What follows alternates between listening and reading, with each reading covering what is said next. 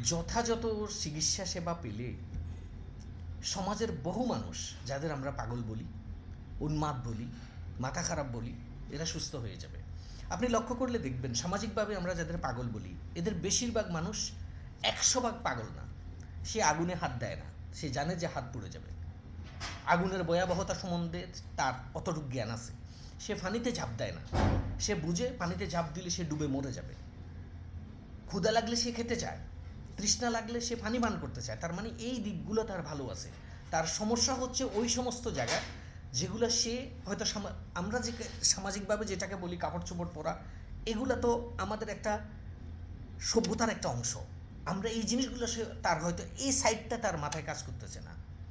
সামাজিক রীতি রেওয়াজ সে বুঝে না, কার সামনে কি বলা লাগবে সে এটা জানে না, কোথায় কি করতে হবে সে এটা বুঝে না।